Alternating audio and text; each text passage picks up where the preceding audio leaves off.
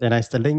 ይህ ስማርት ሄልዝ ፖድካስት ነው። በእኔ በዘላለም ጌታሁንና በባልደረባዬ ርዕዮት እየተዘጋጀ በየሳምንቱ የሚቀርብላችሁ ነው። እንደምን ሰነበትክ ርዕዮት?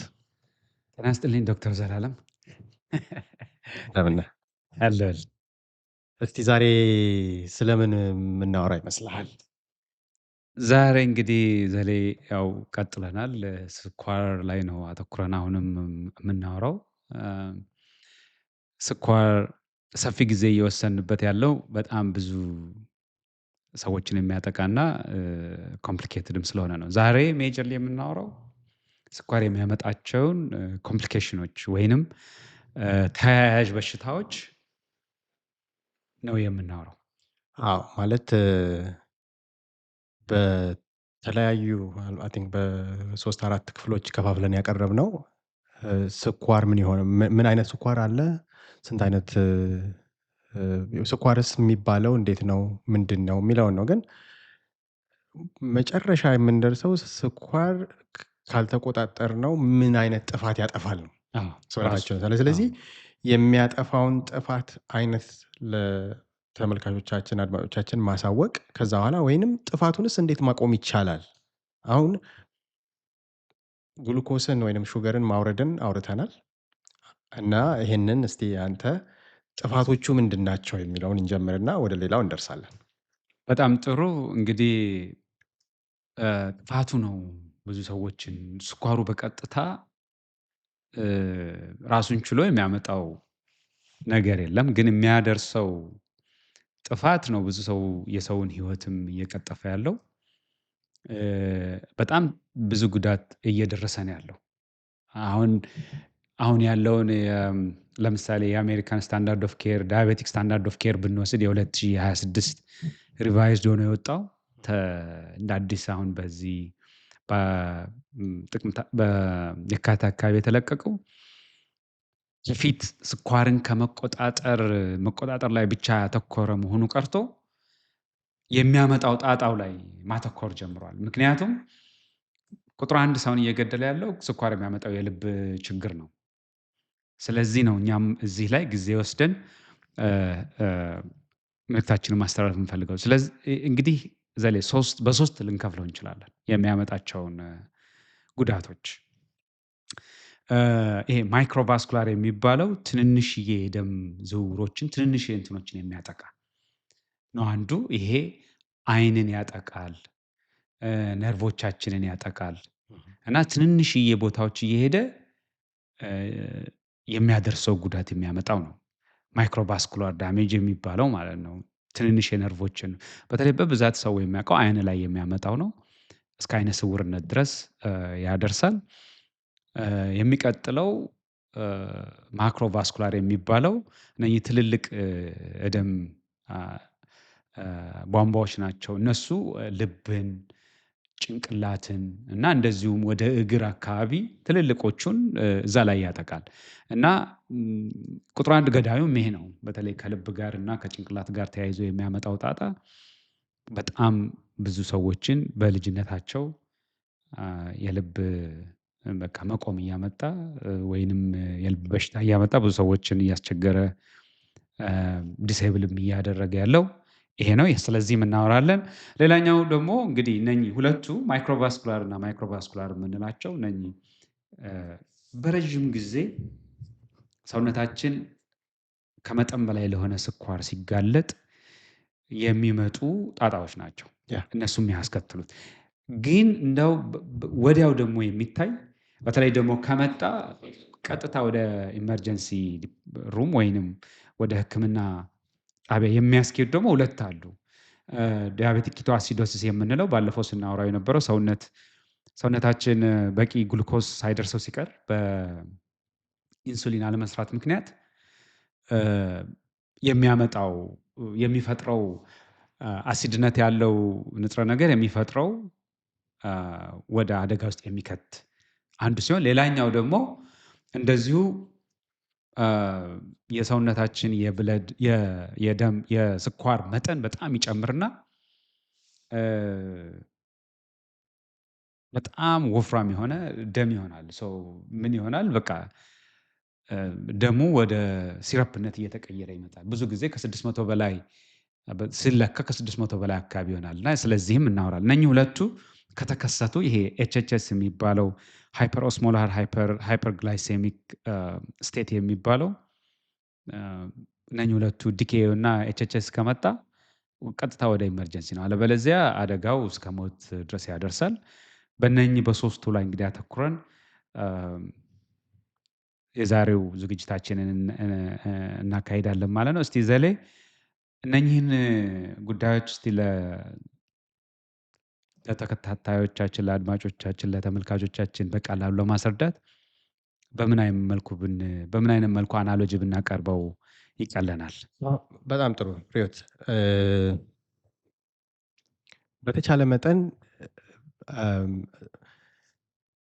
ሙሉውን ክፍል ሰዎች እንዲከታተሉት እመክራለሁ። የምንናገረው ምሳሌዎች ሰውነታችንን የሚመስሉ ግን በቀላሉ ሰዎች እንዲረዷቸው የሚያደርጉ አድርገን ለማቅረብ እንሞክራለን። ብዙ ሳይንቲፊክ የሆኑ ነገሮችን አቦይ ለማድረግ አሁን ሰውነታችንን እንደ አንድ ሞደርን ወይንም ያደገ ኮምፕሊኬትድ የሆነች ከተማ ማሰብ ነው አንደኛው። አሁን ከተማዋ መንገድ አለው፣ የውሃ ቱቦ አለው፣ ካሜራ አለው፣ የውሃ ማጣሪያ ሲስተም አለው፣ ኤሌክትሪክሲቲ አለው። ኤሌክትሪክ ሲስተም፣ የመንገድ ላይ መብራት፣ የመንገድ ላይ መብራት፣ ትራፊክ ሊሆነ በኋላ ስንደርስ ትራፊክ ብለን የምንገልጸው ምንድን ነው? ሲበላሽ ምን ያመጣል የሚለውን ከሚያመጡት ተጓዳኝ በሽታዎች ጋር እያያያዘን እንሄዳለን። ለምሳሌ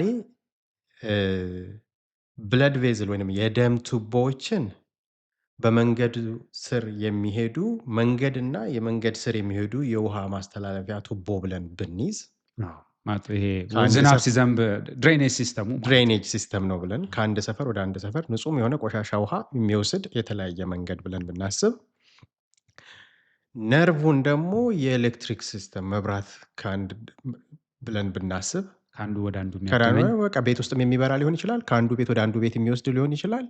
የመብራት ሲስተም ዋይሪንግ ነው። ኩላሊታችንን ደግሞ ያ ሰዎች የሚጠጡትን የሚጠቀሙትን ውሃ የሚያጣራ የማጣሪያ ሲስተም ነው ብለን ብናስቀምጥ፣ ቧንቧዎች ናቸው ብለን ብናስቀምጥ፣ አይናችንን ደግሞ የካሜራ ሲስተም ነው።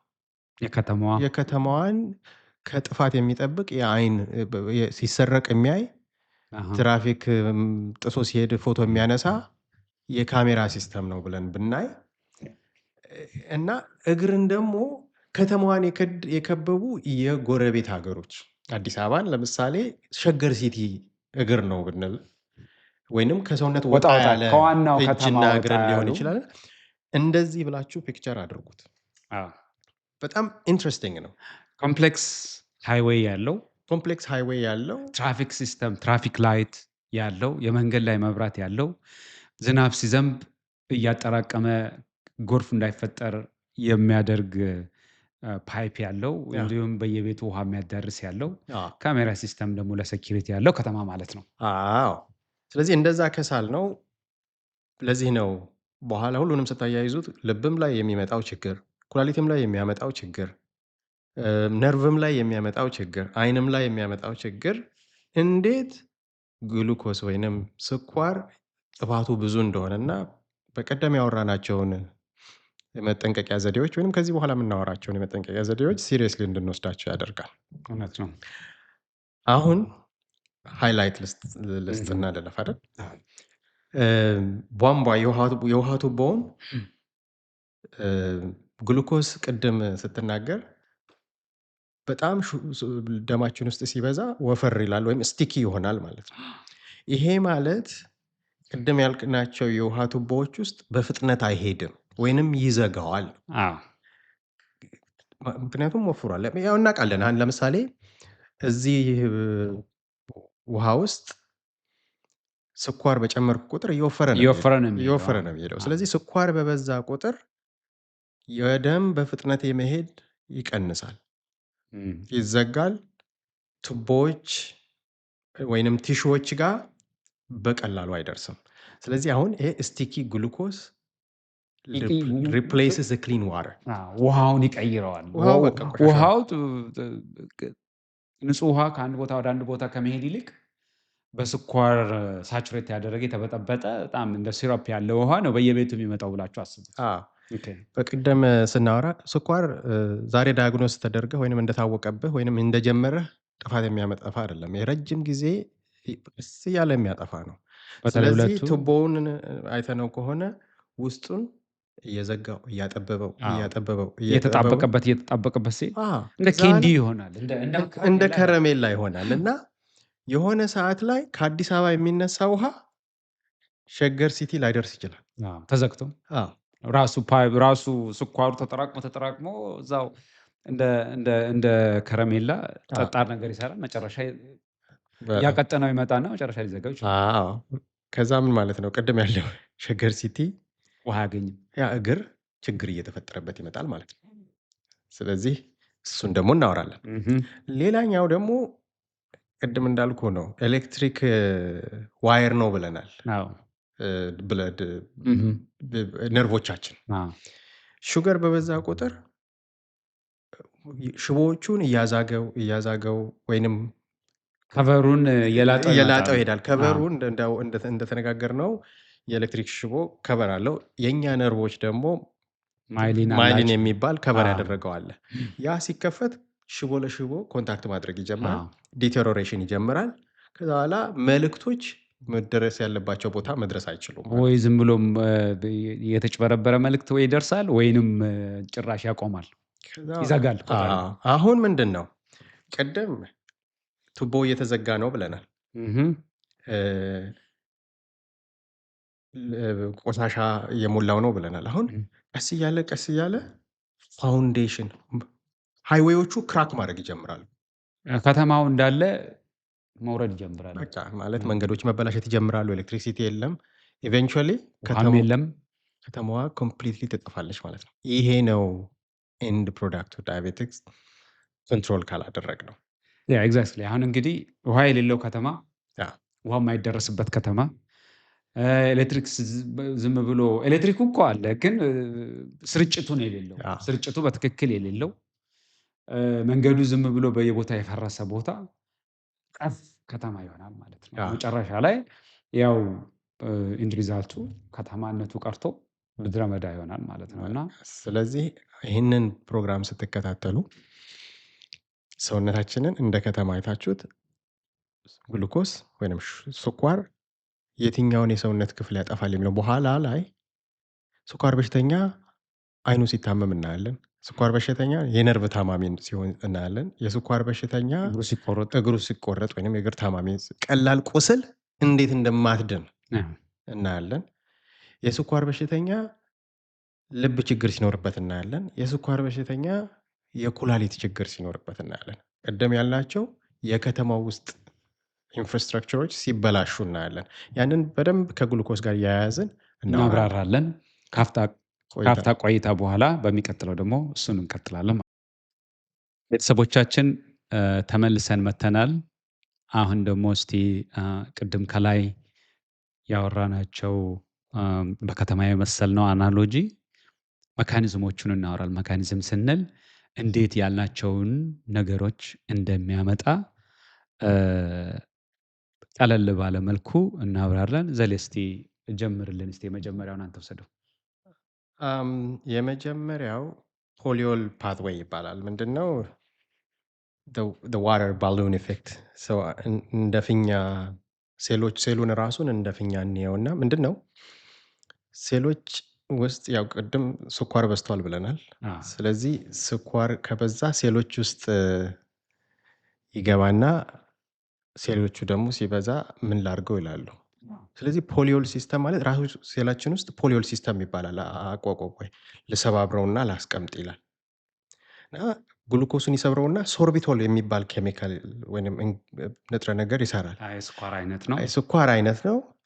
ወደዛ እንገባ። ለየት የሚለው ግሉኮስ መግቢያና መውጫ በር አለው።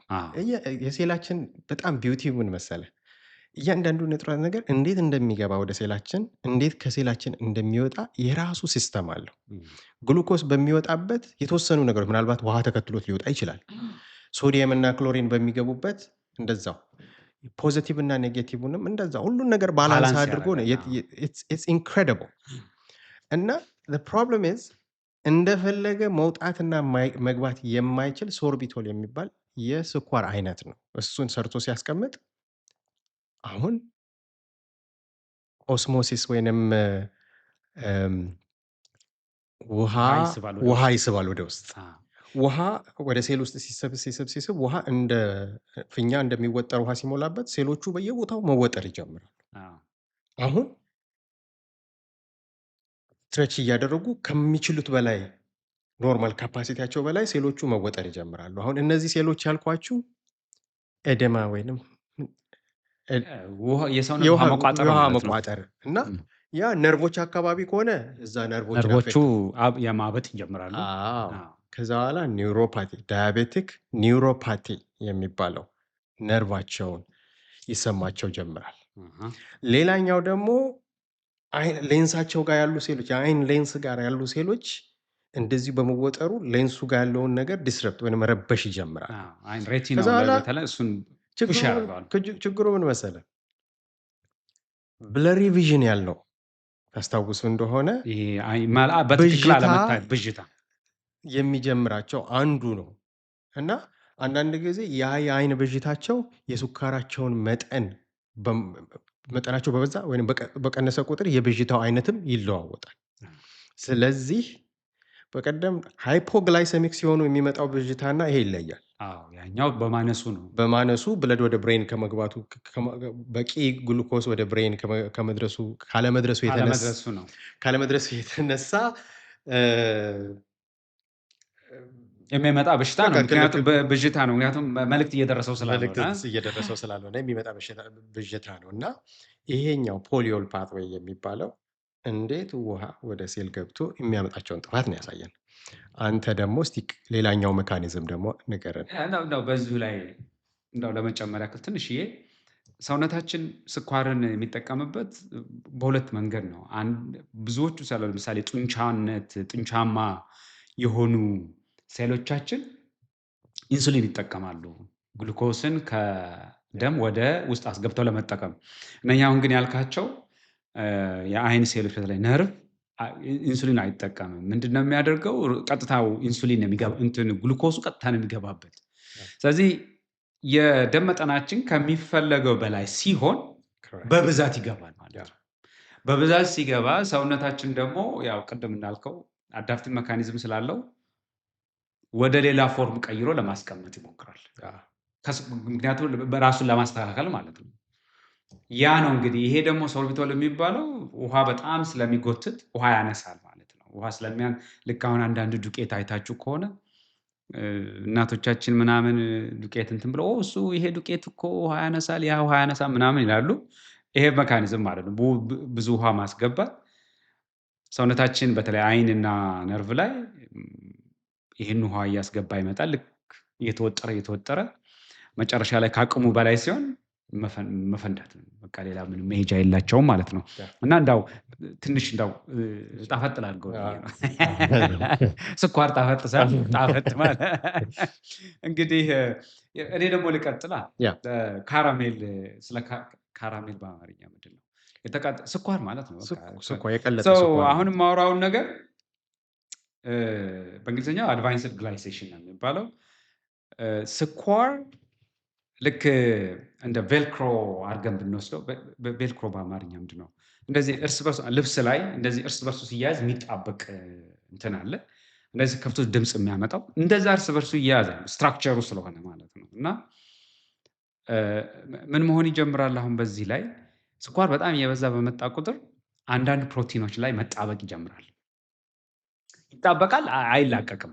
በቃ ጥብቅ ይልበታል፣ አይላቀቅም። ያ እንግዲህ ፕሮቲን የምንለው ኢንዛይሞች አሉ። ሰውነታችን ብዙ ነገሮችም በፕሮቲን ነው የሚሰራው እና እነኚህ ፕሮቲኖች ላይ ትልልቅ ሞለኪውሎች ላይ ሲጣበቅ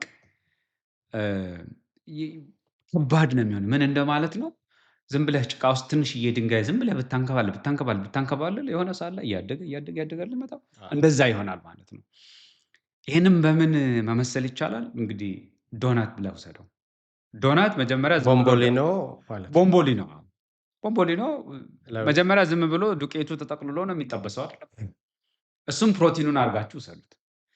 ከዛ ዶናት የሚሆነው የቀለጠ ስኳር ላዩ ላይ ሲፈስ ነው።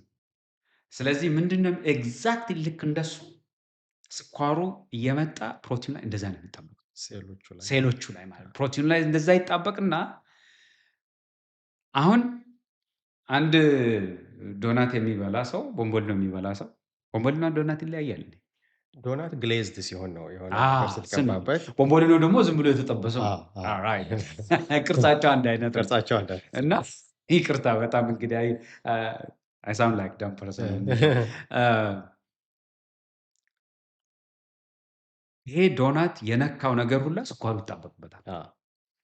የሚጣበቀው ስኳር ደግሞ ዝም ብሎ ላዩ ላይ የሚደርቅና በኋላ ስታስነሱት ራሱ እንደ ድንጋይ እንትን የሚል ኤግዛክትሊ ይሄ ፕሮቲን ግላይሴትድ የሆነው ስኳር የጣበቀበት ፕሮቲን የሚነካው የሰውነታችን አካል ሁሉ ይሄ የስቲኪ የሆነ የቀለጠ ስኳር ልክ እንደ ቀለጠ ስኳር ነው የሚሆነው። እላዩ ላይ ሄዶ ይጣበቃል። በተለይ ዋና ዋና እና ቤዘሎች የደም ስር ዝውውር የሚደረግባቸው ቦታ ላይ እየሄደ ይጣበቅና ሲጣበቅ ይሄ የሚጣበቀው ነገር ጠጣርነት ያለው ነገር ስለሆነ ሰውነታችን ደግሞ ጠጣር ነገር ማስወገድ አለበት። የዚህን ጊዜ ምንድን ነው የሚጀምረው?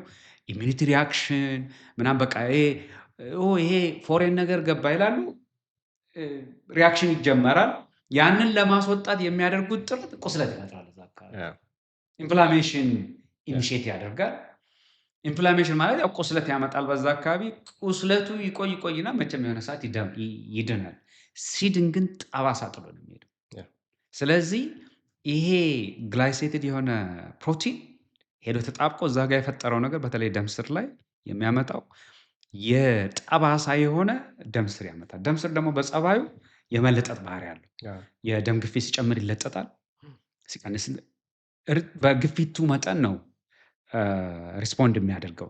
ይሄ እዚህ ጠባሳ የሆነበት ቦታ መለጠጥ ያቆማል። አሁን ትልቁ ዴንጀር ይሄ ነው። መለጠጥ ያቆማል፣ ሄዶ አንዳንድ ቦታዎችን ይዘጋል። ስለዚህ ሁለተኛው ሜካኒዝም ምን እንደማለት ነው? ደም ስራችን ውስጥ ቦምቦሊኖ ዶናት እንደማንከባለል ብለህ ቁጠረው።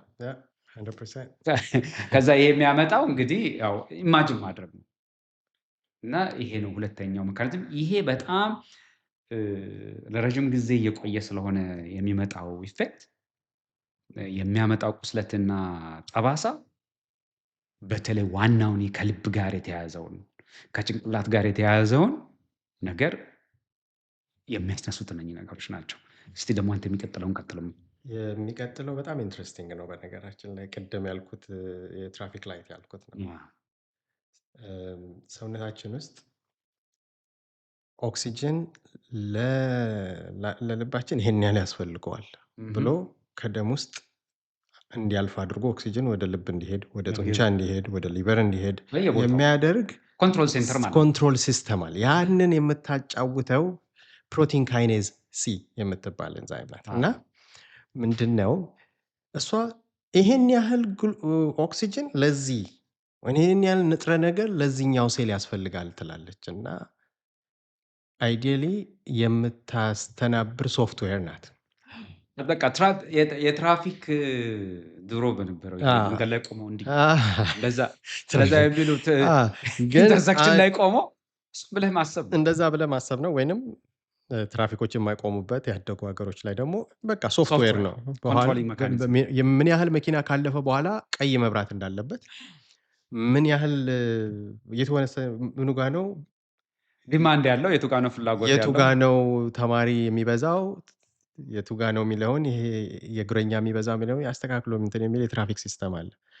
ያ ከተበላሸ ሹገራችን ከፍ ሲል ያቺ ሶፍትዌር መስራቷን ታቆማለች። ይሄ ማለት ኦክሲጅን የማያስፈልገው ሴል ላይ ኦክሲጅን በጣም ያመጣል። አሁን አንተ ኦክሲጅን ሲበዛ የሚመጣውን ነገር ትናገራለህ፣ ትደርስበታለህ። ወይንም ደም የሚያስፈልግበት ቦታ ላይ ሳይሰጥ ይቀራል። ቅድም ሲጀመር ማይክሮቫስኩላር ሌቨል ካፒለሪዎች ላይ ነው ይሄ። ይሄ ግሉኮስ ወይንም ንጥረ ነገር ወይንም ሴሉ የሚያስፈልጋቸው ነገሮች ባላለፉ ቁጥር ችግር እየተፈጠረ ይመጣል ማለት ነው። ያ ኤሪያ አሁን ትራፊኩ ተበላሸ አይደል? ምንድነው የሚሆነው? ትራፊክ ላይት መሀል ላይ ቆሞ የሚያስተናብረው ትራፊክ ፖሊስ እንደዚህ እንደዚህ ከማለት ይልቅ እንደዚህ እንደማለት ብለው ሰደው ከዛ ያም ሰጠኝ ብሎ ላይ መጨረሻ ላይ መጋጨት ይመጣል ማለት መጋጨት ሶ ኮንጀስሽን ይፈጠራል ማለት ይሄ ማለት ነው።